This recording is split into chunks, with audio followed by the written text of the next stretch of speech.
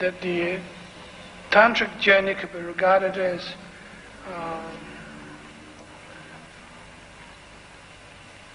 walking through mountain path, winding mountain path, has all kinds of dangers, obstacles, problems takes place constantly. The wild animals and earthquakes and landslides, all kinds of things takes place. But still, one takes the journey. One is able to get through those. And then, when you come to the summit of that mountain, finally, not particularly you begin to celebrate that you have achieved, that you have conquered, that you have actually attained the Mount Everest or whatever. Instead of posting a flag of your nationality onto the summit of the mountain, in the Maha Ati style seem to be look down again. You see this vast perspective of mountains, rivers, meadows, woods, jungles, plains. Once you're on the summit of the mountain, you begin to look down. You feel more attracted towards the panoramic quality of that what you have seen. So from that point of view, this journey is not regarded as final journey, but re-appreciating what you have gone through. Again, you wanted to get back to the journey that you are going through. So that seemed to be a beginning of the end, and end of the beginning, whatever. And the concept of Ati teachings in the 9th yana, Tantra, it talks in terms of enormous space that is involved. Space from this point of view, not so much of a space opposed to the boundary that makes the space, but a space from the sense that that there is a sense of total openness, and such openness has never been, the question of such openness has never been raised.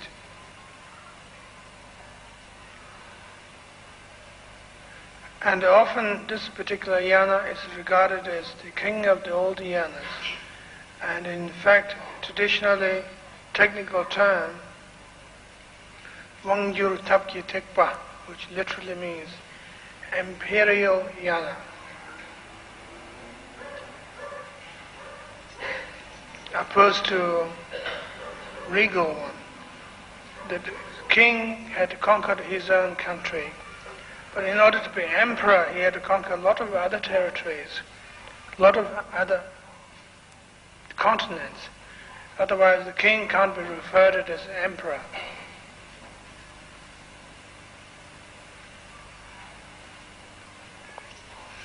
The reason why it is regarded as imperial yana is because the perspectives of the Hinayana discipline is also seen as spaciousness. And the perspective of the Mahayana discipline is also being spaciousness. Let alone the perspectives of the Kriya Yoga, Upa Yoga, Anuttara Yoga, and so forth, are also seen as a spacious perspective. So, in some sense, if we could review back what we were discussing, what we were talking, what we were learning, that things we discussed in the past few weeks, that we be taking that point of view, that what we have studied already, what we learned already, what we talked about is from this perspective of Ati, so that we were able to view the characteristics of the yanas and characteristics of the disciplines in a form of openness, spaciousness, that it is inevitable.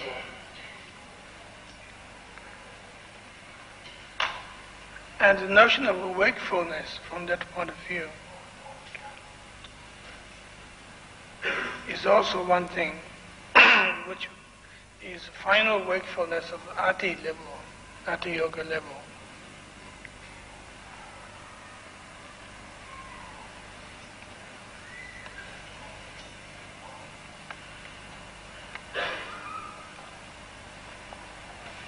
One of the definitions of Ati Yoga teaching or discipline is that which transcends coming, that which transcends going, that which transcends dwelling. In this case, it is something more than the traditional tantric slogan, Advaita, non-dual, not two, something more than that. And in this case, we are looking from the point of view of true reality,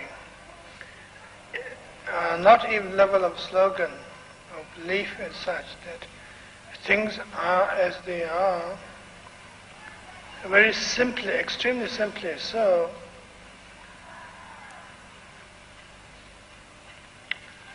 And therefore things are unchanging, therefore things are open at the same time.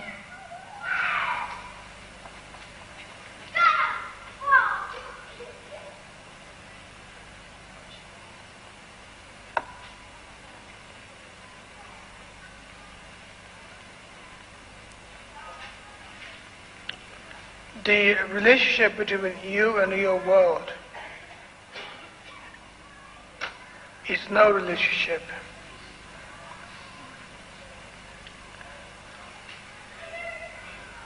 Because such a relationship is either there or they aren't.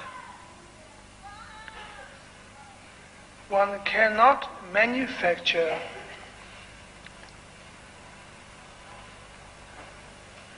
a concept, idea, which might make you feel better. From the point of view of Ati's approach is concerned, that the rest of the yanas are trying to comforting you.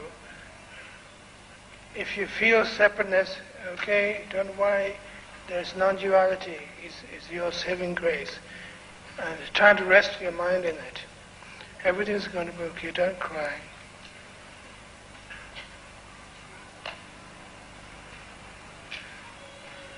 And in this case, it's such blunt and such a vast attitude of a total flop.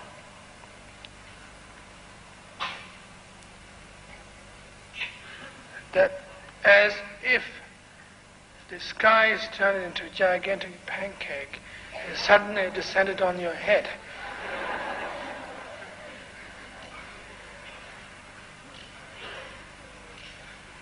Which ironically creates enormous space at the same time. That is Maha Ati's approach. It's a larger way of thinking, larger way of viewing.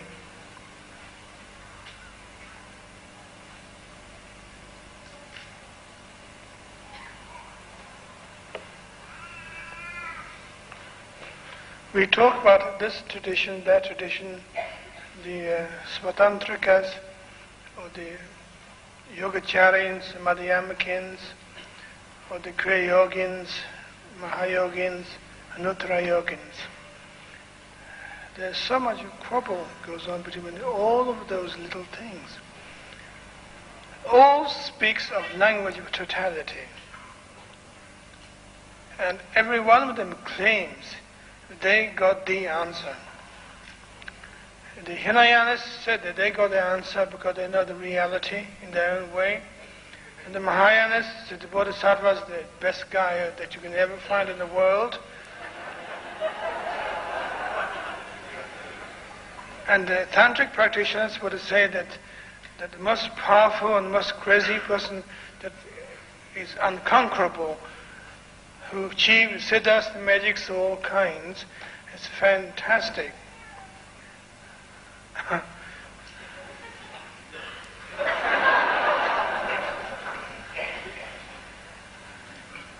let them believe. It's okay.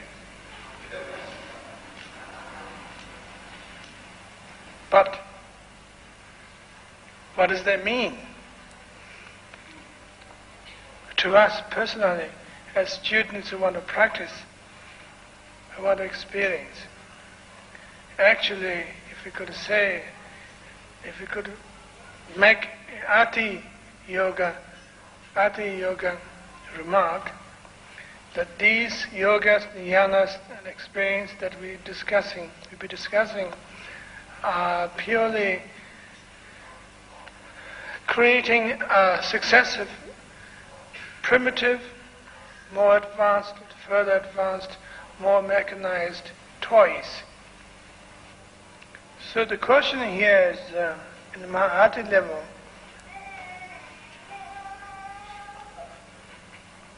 those little tricks that we play to prove ourselves, entertain ourselves, are no longer regarded as anything particularly, but everything at the same time.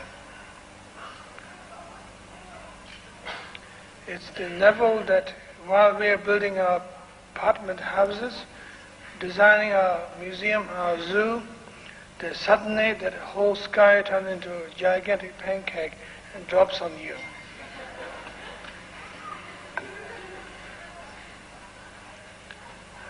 That's the level, and as far as Maha Ati is concerned, we're talking about that level. It's there's a new dimension of surprise, which you never thought, never expected. That one never expected the sky will drop on your head. There may be a fairy tale, or maybe a children's story. If you are interested in writing children's story, you might write it as a great author who had a great idea, but you actually don't believe that. And the sky turns into blue pancake and drops on your head. Nobody would believe that.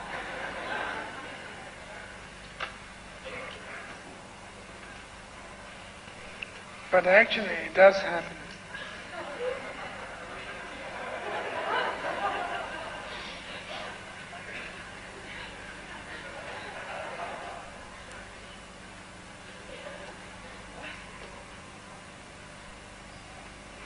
In terms of Maha Ati experience, actually it does happen.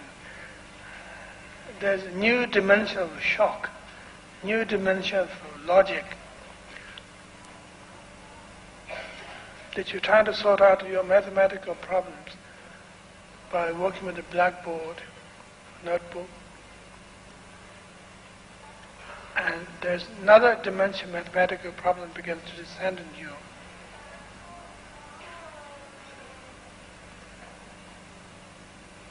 Or another philosophical, another religious problems descends on you, which gives you an entirely new way of looking at the whole thing. The whole thing becomes a different perspective completely. And it seems that at this point, if you're trying to catch what we're trying to say, quite possible that you can't actually captivate that idea. It is quite possible that you don't understand a word of it, the whole thing. Even you can't imagine the faintest way, but it is possible that there are situations in which exist that is beyond our logic, beyond a system of thinking,